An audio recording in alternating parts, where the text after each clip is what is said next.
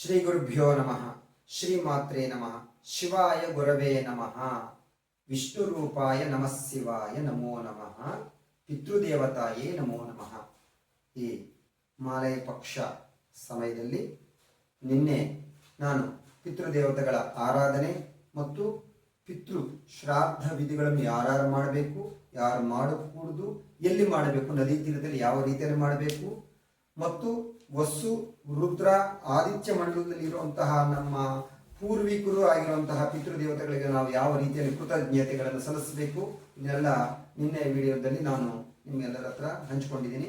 ಇವತ್ತಿನ ಬಾರಿ ನಿನ್ನೆ ಹೇಳಿದೆ ನಾನು, ಎಲ್ಲರೂ ಕೂಡ ಅಂದರೆ ಮಾತಾ ಪಿತು ಜೀವಂತವಾಗಿರೋರು ಅಥವಾ ಮಕ್ಕಳು, ಸ್ತ್ರೀಯರು ಎಲ್ಲರೂ ಮಾಡುವಂತಹ ಒಂದು ಒಳ್ಳೆ ಪರಿಹಾರಗಳ ಶ್ಲೋಕಗಳನ್ನು ಪಿತೃದೋಷ ನಿವಾರಣಕ್ಕಾಗಿ ನಾವು ಪಿತೃ ಪ್ರಾರ್ಥನೆ ಮಾಡುವಂತಹ ಒಳ್ಳೆಯ ಶ್ಲೋಕಗಳನ್ನು ತಗೊಂಡು ನಾನು ನಿಮ್ಮ ಮುಂದಕ್ಕೆ ಬಂದಿದ್ದೀನಿ. ಇದು ಭವಿಷ್ಯೋತ್ತರ ಪುರಾಣ ಬ್ರಹ್ಮೋವಾಚ, ಬ್ರಹ್ಮದೇವರೇ ಹೇಳಿರುವಂತಹ 6 ಶ್ಲೋಕಗಳಿರ್ತವೆ. ಇವು 6 ಶ್ಲೋಕದಲ್ಲಿ 5 ಶ್ಲೋಕಗಳು ಪಿತೃದೇವತೆಗಳನ್ನು ನಾವು ಸ್ಮರಣೆ ಮಾಡೋದು, ಅದರ ನಂತರ ಅದು ಮಾಡಿದರೆ ಏನು ಫಲ ಸಿಗುತ್ತಂತನೂ ಕೂಡ ಅದರಲ್ಲಿ ಇರುತ್ತದೆ. ಅದರ ನಂತರ ನೀವೆಲ್ಲರೂ ಕೂಡ ಬಹಳ ಜನ ನಮಗೆ ಕಾಮೆಂಟ್ ಮಾಡಿದ್ದಾರೆ, ಅಪ್ಪಾಜಿ ಈ ಪಿತೃದೋಷ ನಾವು ಸ್ತ್ರೀಯರು ಮಾಡಬಹುದಾ ಅಥವಾ ಸಣ್ಣ ಮಕ್ಕಳು ಮಾಡಬಹುದಾ, ನಾವು ಮಾಡಬೇಕಂದ್ರೆ ಯಾವ ರೀತಿಯಲ್ಲಿ ಮಾಡ್ಕೋಬೇಕು, ಇವನ್ನೆಲ್ಲ ಕೇಳಿದ್ದೀರಿ. ಅದಕ್ಕೆಲ್ಲರಿಗೂ ಕೂಡ ಒಂದು ಸಣ್ಣ ರೆಮಿಡಿ ಇದೆ, ಎಲ್ಲರೂ ಮಾಡುವಂಥ ಒಂದು ಪರಿಹಾರ ನಾನು ಈಗ ನಿಮಗೆ ತಿಳಿಸ್ಕೊಡ್ತೀನಿ. ಏನು ಪರಿಹಾರ ಅದು? ಒಂದು ಲೋಟ ತಗೊಳ್ರಿ, ಸ್ಟೀಲಿನ, ನಿಮಗೆ ಬೆಳ್ಳಿ ಇದ್ರೆ ಬೆಳ್ಳಿ ಲೋಟ ತಗೊಳ್ರಿ, ಇಲ್ಲಾಂದ್ರೆ ಒಂದು ಹಿತ್ತಾಳಿ ಇದ್ರೆ ಲೋಟ ತಗೊಳ್ರಿ, ಏನು ಸಿಗಲ್ಲ ಒಂದು ಸ್ಟೀಲಿನ ಲೋಟ ತಗೊಳ್ರಿ. ಆ ಸ್ಟೀಲಿನ ಲೋಟದಲ್ಲಿ ಅಥವಾ ಬೆಳ್ಳಿ ಲೋಟದಲ್ಲಿ ಹಸುವಿನ ಹಾಲು, ಆಕಳ ಹಾಲು ತಗೊಂಡು ಹಾಕಿ ಅದರಲ್ಲಿ ಒಂದು ಸ್ವಲ್ಪ ಈ 2 ಬೆರಳಿಂದ ಸ್ವಲ್ಪ ಅರಿಶಿಣ ಪುಡಿಯನ್ನು ಹಾಕಿ, ಅದರ ನಂತರ ಇಷ್ಟು ಬೆಲ್ಲದ ಪುಡಿ ಹಾಕಿ, ಅದರ ನಂತರ ಈ 3 ಬೆರಳಲ್ಲಿ ಗೋಮುಖ ತರಹ ಇಟ್ಕೊಂಡು ಈ 3 ಬೆರಳಲ್ಲಿ ಎಷ್ಟು ಎಳ್ಳು ಬರ್ತಾವೆ, ಅವು ಕರೆ ಎಳ್ಳು, ಕಪ್ಪು ಎಳ್ಳು ಹಾಕಬೇಕು. ಆ ಎಳ್ಳನ್ನು ಆ ಹಾಲಿನಲ್ಲಿ ಹಾಕಿ ಒಂದು ಸತಿ ಬೆರಕಿಸಿಬಿಟ್ಟು ನಿಮ್ಮ ಗೃಹದಲ್ಲಿ ಆ ಲೋಟಕ್ಕೊಂದು ಸ್ವಲ್ಪ ಅರಿಶಿಣ, ಕುಂಕುಮ ಇವನ್ನೆಲ್ಲ ಚಂದವಾಗಿ ಅಲಂಕಾರ ಮಾಡಿಕೊಂಡು ಆ ಗೃಹದಲ್ಲಿ ಇಟ್ಕೊಂಡು ಪ್ರಪ್ರಥಮ ಬಾರಿಯಲ್ಲಿ ಮನೆಯಲ್ಲಿ ನೀವು ದೀಪ ಆರಾಧನೆಯನ್ನು ಮಾಡಿಬಿಟ್ಟು ಶ್ರೀಮಾತ್ರೇ ನಮಃ, ಶ್ರೀ ಶಿವಾಯ ನಮಃ, ಮಹಾವಿಷ್ಣವೇ ನಮಃ, ಆದಿತ್ಯಾಯ ನಮಃ, ಈ ತರ ಎಲ್ಲ ದೇವರಿಗೂ ಕೂಡ ಸ್ಮರಣೆಯನ್ನು ಮಾಡಿಕೊಂಡು ಅದರ ನಂತರ ನಿಮಗೆ ಸ್ವರ್ಗಸ್ಥರಾಗಿರುವಂತಹ ಎಲ್ಲ ಪೂರ್ವಿಕರನ್ನು, ನಿಮ್ಮ ಪೂರ್ವಿಕರನ್ನೆಲ್ಲರನ್ನು, ಸ್ವರ್ಗಸ್ಥರಾಗಿರೋ ಎಲ್ಲ ಪೂರ್ವಿಕರನ್ನು ಕೂಡ ಒಂದು ಸತಿ ಮನಸ್ಸಿನಲ್ಲಿ ಸ್ಮರಣೆ ಮಾಡಿಕೊಂಡು ಅದರ ನಂತರ ಆ ಲೋಟ, ಸ್ಟೀಲಿನ ಲೋಟವನ್ನು, ಬೆಳ್ಳಿ ಲೋಟವನ್ನು ಇಟ್ಕೊಂಡು ನೀವು ಬಂದ್ಬಿಟ್ಟು ನಿಮ್ಮ ಗೃಹಕ್ಕೆ ಸಮೀಪದಲ್ಲಿರುವಂತಹ ಒಂದು ಅಶ್ವತ್ಥ ವೃಕ್ಷ ಅಂದ್ರೆ ಹರಳಿ ಮರ ಹತ್ರಕ್ಕೆ ಹೋಗ್ಬಿಟ್ಟು ಅಲ್ಲಿ ಹರಳಿ ಮರದ ಕೂಡ ನೀವು ತಂದಿರುವಂತಹ ಪಾತ್ರೆ ಲೋಟವನ್ನು ಅಲ್ಲಿ ಕೆಳಗಡೆ ಭಾಗದಲ್ಲಿ ಅಶ್ವತ್ಥ ಮರದ ಇಟ್ಕೊಂಡು ನಿಮ್ಮ ಪೂರ್ವಿಕರಾಗಿರುವಂತಹ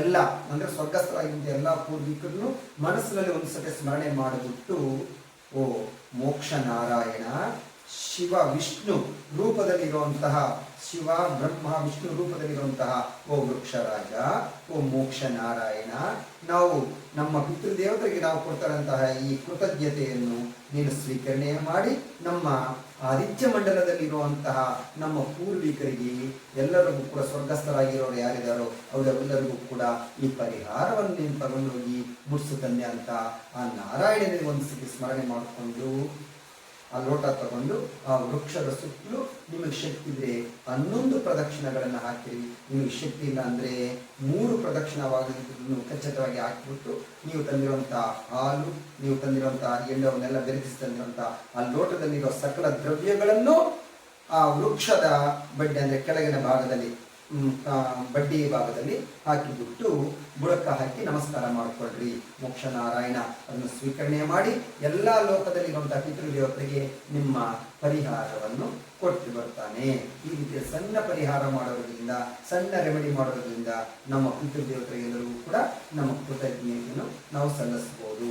ಅಷ್ಟಲ್ಲದೆ ನಾನು ಹೇಳಿರುವಂತಹ ಶ್ಲೋಕಗಳನ್ನು ಕೆಳಗಿನ ಭಾಗದಲ್ಲಿ ಒಂದು PDF ರೂಪದಲ್ಲಿ ಮತ್ತು ನನ್ನ ವಾಯಸ್ಸಿನಲ್ಲಿ ಆ ಶ್ಲೋಕಗಳನ್ನು ಯಾವ ರೀತಿಯಲ್ಲಿ ನಾವು ಉಚ್ಚಾರಣೆ ಮಾಡಬೇಕು ಅಂತ ನಿಮಗೆ ತಿಳಿಸ್ಕೊಡ್ತೀನಿ. ಅದರೆಲ್ಲರೂ ಕೂಡ ಸಣ್ಣ ಮಕ್ಕಳು, ಸ್ತ್ರೀಯರು ಎಲ್ಲರೂ ಕೂಡ, ಮತ್ತೆ ನಾನು ಹೇಳಿರುವಂತಹ ಆ ಎಲ್ಲ ಪರಿಹಾರವನ್ನು ಅಂದರೆ ತೀರ್ಥ ವಿಧಿಗಳನ್ನು ಪಿತೃ ಪರಿಹಾರಗಳನ್ನು ಮಾಡ್ಕೊಂಡು ಬಂದಿರುವಂಥ ಹಿರಿಯರು ಕೂಡ ಈ ಶ್ಲೋಕಗಳನ್ನು ಪಠನೆ ಮಾಡಿ ಅವರಿಗಿರುವಂತಹ ಆ ಪಿತೃ ದೇವತೆಗಳಿಗೆ ನಮಸ್ಕಾರಕ್ಕೆ ಪೂರ್ವಕವಾಗಿ ಈ ಶ್ಲೋಕಗಳನ್ನು ಪಠನ ಮಾಡೋದ್ರಿಂದ ಅದು ಅವರೆಲ್ಲರಿಗೂ ಕೂಡ ಸುಖ ಸೌಖ್ಯ ರಾಜ್ಯ ಧನ ವಿದ್ಯಾ ಇವೆಲ್ಲ ಪ್ರಾಪ್ತಿ ಆಗುತ್ತಂತ ಹೇಳಿ ಭವಿಷ್ಯೋತ್ತರ ಪುರಾಣ ಹೇಳ್ತಾ ಇದೆ.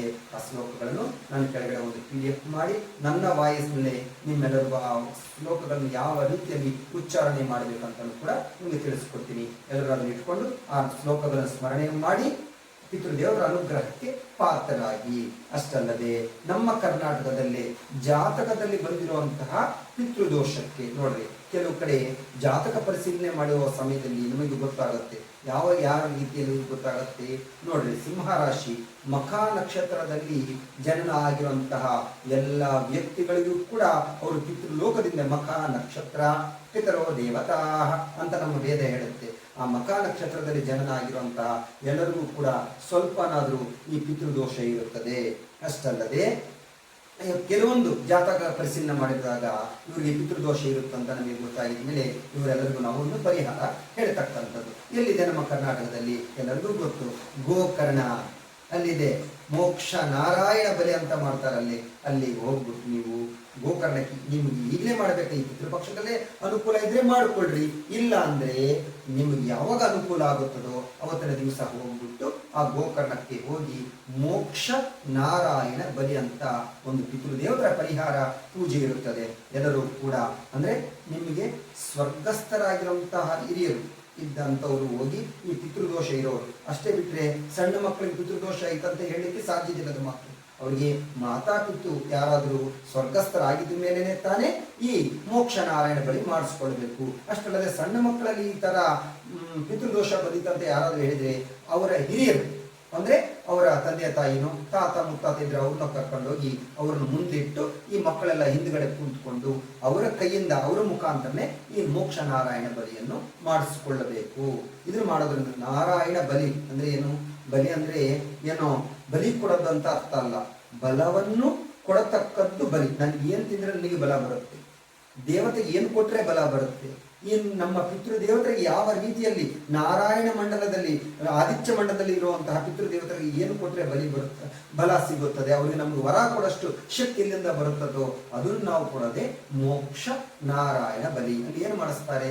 ಎಲ್ಲ ಶ್ರಾದ್ದ ಕರ್ಮ ಮಾಡಿಸ್ತಾರೆ, ಪಿಂಡ ಪ್ರದಾನ ಮಾಡಿಸ್ತಾರೆ. ಅದರ ನಂತರ ಪಿತೃದೇವತೆಗೆ ಎಲ್ಲರಿಗೂ ಕೂಡ ಯಜ್ಞ ತಿಲ ಹೋಮ ಮಾಡಿಸ್ತಾರೆ. ಇವನ್ನೆಲ್ಲ ಮಾಡಿಸ್ಕೊಂಡು ಆ ಪಿತೃದೇವತರ ಅನುಗ್ರಹಕ್ಕೆ ಸಮುದ್ರ ಸ್ನಾನ, ವಿಶೇಷವಾಗಿ ಅಲ್ಲಿ ಸಮುದ್ರ ಸ್ನಾನ ಮಾಡಿಕೊಂಡು ಈ ಪಿತೃದೋಷ ಪರಿಹಾರಗಳನ್ನು ಮಾಡಿಕೊಂಡು ಅವರ ಜೀವನದಲ್ಲಿ ಸುಖಗಳನ್ನು ಸೌಖ್ಯಗಳನ್ನು ಪಡೆಯಲಿಕ್ಕೆ ಜಾತಕದಲ್ಲಿ ಬಂದಿರುವಂತಹ ಎಲ್ಲ ಪಿತೃದೋಷಗಳನ್ನು ಪರಿಹಾರ ಮಾಡಿಕೊಳ್ಳಿಕ್ಕೆ ನಮ್ಮ ಕರ್ನಾಟಕ ರಾಜ್ಯದಲ್ಲಿರುವಂತಹ ಗೋಕರ್ಣದಲ್ಲಿ ವಿಶೇಷ ಪರಿಹಾರ ಇದೆ ಅಂತ ನಾನು ಮತ್ತೆ ಒಮ್ಮೆ ನಿಮಗೆ ತಿಳಿಸ್ಕೊಡ್ತಾ ಇದ್ದೀನಿ. ಅಷ್ಟಲ್ಲದೆ ಮತ್ತೆ ನೋಡ್ರಿ, ಪಿತೃದೋಷ ಅಪ್ಪಾಜಿ ನಾವು ಒಂದ್ಸತಿ ವಾರಣಾಸಿ ಕಾಶಿಗೂ ಹೋಗಿದ್ದೀವಿ, ಅಲ್ಲಿ ಮಾಡಿ ಬಂದ್ರೆ ಮತ್ತೆ ಮಾಡುವಂತ ಅವಶ್ಯಕತೆ ಇಲ್ಲ ಅಂತೆಲ್ಲ. ಅಥವಾ ಗಯಾ ಶ್ರಾದ್ದ ಗಯ ಅಂತ ಕರೀತಾರೆ, ಅಲ್ಲಿ ಶ್ರದ್ಧವಾಗಿ ನಾವು ಶ್ರಾದ್ದ ಮಾಡಿ ಬಂದಿದ್ವಿ, ಆ ಗಯದಲ್ಲಿ ಮಾಡಿದ್ರೆ ಮತ್ತೆ ಮಾಡುವಂತ ಅವಶ್ಯಕತೆ ಇಲ್ಲ ಅಂತ ಅಲ್ಲ. ಮತ್ತು 12 ವರ್ಷಕ್ಕೂ ಒಂಬಾರಿ ಪುಷ್ಕರಣಿ ಅಂತ ಬರುತ್ತೆ. ನಾವು ಆ ನದಿ ಪುಷ್ಕರಣಿ, ತುಂಗಭದ್ರಾ ನದಿ ಪುಷ್ಕರಣಿ ಅಥವಾ ಗೋದಾವರಿ ಪುಷ್ಕರಣಿಗೆ ಹೋಗಿ ನಾವು ತೀರ್ಥ ವಿಧಿಯನ್ನು ಮಾಡಿ ಬಂದಿದ್ವಿ, ಮತ್ತೆ ಮಾಡುವಂತ ಅವಶ್ಯಕತೆ ಇರಲ್ಲವಲ್ಲ ಅಂತ ನಮಗೆ ಕೆಳಗೆ ಕಾಮೆಂಟ್ ನಲ್ಲಿ ಅಥವಾ ನಮಗೆ ಕೆಲವೊಂದು ಪ್ರಶ್ನೆಗಳನ್ನು ಕೇಳುವಂತವರಾಗಿದ್ದೀವಿ. ಎಲ್ಲ ಅವ್ರಿಗೆಲ್ಲರಿಗೂ ನಾನು ಹೇಳ್ತೀನಿ, ನೋಡ್ರಿ, ನಾವು ಎಷ್ಟು ತನಕ ತಿನ್ಬೇಕ್ರಿ? ನಮ್ಗೆ ಜೀವ ಇರೋ ತನಕ ನಾವು ತಿನ್ಬೇಕು. ಎಷ್ಟು ಸತಿ ಪರಿಹಾರ ಮಾಡಬೇಕು? ನಮ್ಗೆ ಜೀವ ಇರೋ ತನಕ ನಾವು ಪರಿಹಾರ ಮಾಡಲೇ ಇರಬೇಕು. ಯಾಕಂದ್ರೆ ನೋಡ್ರಿ, ನಮ್ಗೆ ಒಂದು ರೂಪ, ಮಾತನಾಡಲಿಕ್ಕೆ ಶಕ್ತಿ, ಯೋಚನೆ ಮಾಡೋ ಶಕ್ತಿ ಕೊಟ್ಟಿರುವಂತಹ ನಮ್ಮ ದೇವ ಪಿತೃ ಗಣಗಳಿಗೆ ನಾವು ಕೃತಜ್ಞತೆ ಸಲ್ಲಿಸಿಲ್ಲ ಅಂದ್ರೆ ಇನ್ನು ಯಾರು ಸಲ್ಲಿಸ್ತಾರೆ?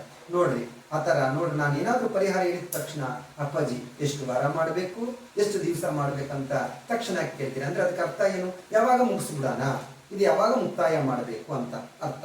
ಅದು ಯಾವಾಗಲೂ ಕೇಳಬೇಡ್ರಿ. ಯಾಕಂದ್ರೆ ನಮ್ಗೆ ಜೀವ ಇರೋ ತನಕ ನಾವು ಹೆಂಗೆ ನಾವು ತಿನ್ನಬೇಕು, ಅನ್ನವನ್ನು ಸ್ವೀಕರಣೆ ಮಾಡಬೇಕು, ಅದೇ ರೀತಿಯಲ್ಲಿ ನಮ್ಮ ಹಿರಿಯರಿಗೂ ದೇವಗಣಕ್ಕೆ ಪಿತೃಗಣಕ್ಕೆ ನಮಗೆ ಜೀವ ಇರೋ ತನಕ, ನಮ್ಮ ಶರೀರದಲ್ಲಿ ಶಕ್ತಿ ಇರೋ ತನಕ ಮಾಡ್ತಾನೆ ಪರಿಹಾರಗಳನ್ನು ಸಲ್ಲಿಸ್ತಾನೆ ಇರಬೇಕು. ಯಾಕಂದ್ರೆ ಅವರು ಕೊಟ್ಟಿರೋ ಪಿತೃದೇವರು ಕೊಟ್ಟಿರೋ ಆಸ್ತಿ ಪಾಸ್ತಿಗಳನ್ನು ತಗೊಂತೀರಿ, ಅವರಿಗೆ ಮಾತ್ರ ಒಂದು ಕೃತಜ್ಞತೆಯನ್ನು ಸಲ್ಲಿಸಬೇಕಂದ್ರೆ ಇಷ್ಟು ಪ್ರಶ್ನೆಯನ್ನು ಹಾಕಬಾರದು. ನಾವು ಖಚಿತವಾಗಿ ಅವ್ರ ಋಣ ಪಿತೃಋಣ ತೀರಿಸಲೇಬೇಕು. ಅದರ ಅಂಗವಾಗಿ ನಿಮಗೆ ನಾವು ನಮ್ಮ ದೇಹದಲ್ಲಿ ಶಕ್ತಿ ಇರೋ ತನಕನೂ ಕೂಡ ಈ ಪರಿಹಾರಗಳನ್ನು ಮಾಡ್ತಾನೆ ಇರಬೇಕು. ಇಂಥ ಅವಕಾಶಗಳನ್ನು ಮಹಾಲಯ ಪಕ್ಷದಲ್ಲಿ ಮಾಡಿಕೊಂಡು ಅವರ ಪಿತೃದೋಷ ನಿವಾರಣೆ ಮಾಡಿಕೊಂಡು ಅವರ ವಂಶ ಬೆಳೀಲಿಕ್ಕೆ, ಅವರಿಗಿರುವಂತಹ ಜಾತಕದಲ್ಲಿ ಇರುವಂತಹ ಸಕಲ ದೋಷಗಳನ್ನು ನಿವಾರಣೆ ಮಾಡಿಕೊಳ್ಳಿಕ್ಕೆ ಇದೊಂದು ಸದಾವಕಾಶ ಅಂತ ಹೇಳುತ್ತಾ, ಕೆಳಗಡೆ ನಾನು ಕೊಡುವಂತಹ 6 ಶ್ಲೋಕಗಳನ್ನು ಮತ್ತು ಉಚ್ಚಾರಣೆಯನ್ನು PDF ರೂಪದಲ್ಲಿ ನಿಮ್ಮೆಲ್ಲರಿಗೂ ಕೂಡ ನಾನು ಇವತ್ತಿನ ದಿವಸ ಹೇಳ್ತೀನಿ. ಈ ಶ್ಲೋಕಗಳನ್ನು ಓದ್ಕೊಂಡು ನಾಳೆ ಅಥವಾ ನಿಮ್ಗೆ ಯಾವತ್ತಿನ ದಿವಸ ರಜೆ ಇರುತ್ತೋ, ಯಾವಾಗ ಅನುಕೂಲ ಇರ್ತದೋ, ಈ ಅಮಾವಾಸ್ಯದ ಒಳಗಡೆ ನಾನು ಹೇಳಿರುವಂತಹ ಅಶ್ವತ್ಥ ವೃಕ್ಷದ ಹತ್ರ ಇರುವಂತಹ ಪರಿಹಾರಗಳನ್ನು ಕೂಡ ಮಾಡಿಕೊಂಡು ಪಿತೃದೇವತರ ಕೃಪಾ ಕಟಾಕ್ಷಕ್ಕೆ ಪಾತ್ರ ಆಗ್ತಾರಂತ ಹೇಳುತ್ತಾ, ಸರ್ವೇ ಜನ ಸುಖಿನೋ ಭವಂತು, ಶಾಂತಿರಸ್ತು. ನಮಃ ಪಿತ್ರೆ ಜನ್ಮದಾತ್ರೆ ಸರ್ವದೇವಮಯಾಯ ಚ ಸುಖದಾಯ ಪ್ರಸನ್ನಾಯ ಸುಪ್ರೀತಾಯ ಮಹಾತ್ಮನೆ ಸರ್ವಯಜ್ಞಸ್ವರೂಪಾಯ ಸ್ವರ್ಗಾಯ ಪರಮೇಷ್ಠಿನಿ ಸರ್ವತೀರ್ಥ ಅವಲೋಕಾಯ ಕರುಣಾಸಾಗರಾಯ ಚ ನಮಃ ಸದಾ ಆಸುತೋಷಾಯ ಶಿವರೂಪಾಯ ತೇ ನಮಃ ಸದಾ ಅಪರಾಧ ಕ್ಷಮಿಣೆ ಸುಖಾಯ ಸುಖದಾಯ ಚ ದುರ್ಲಭಂ ಮಾನುಷಮಿದಂ ಯೇನ ಲಬ್ಧಂ ಮಯಾ ವಪುಃ ಸಂಭಾವನೀಯಂ ಧರ್ಮಾರ್ಥೇ ತಸ್ಮೈ ಪಿತ್ರೆ ನಮೋ ನಮಃ ತೀರ್ಥಸ್ಥಾನ ತಪೋಹೋಮ ಜಪಾದಿನ್ ಯಸ್ಯ ದರ್ಶನಂ ಮಹಾಗುರುವೋಶ್ಚ ಗುರವೇ ತಸ್ಮೈ ಪಿತ್ರೆ ನಮೋ ನಮಃ ಯಸ್ಯ ಪ್ರಣಾಮಸ್ತವನಾತ್ ಕೋಟಿಸಹ ಪಿತೃತರ್ಪಣಂ ಅಶ್ವಮೇಧ ಸತೈಃ ತುಲ್ಯಂ ತಸ್ಮೈ ಪಿತ್ರೆ ನಮೋ ನಮಃ.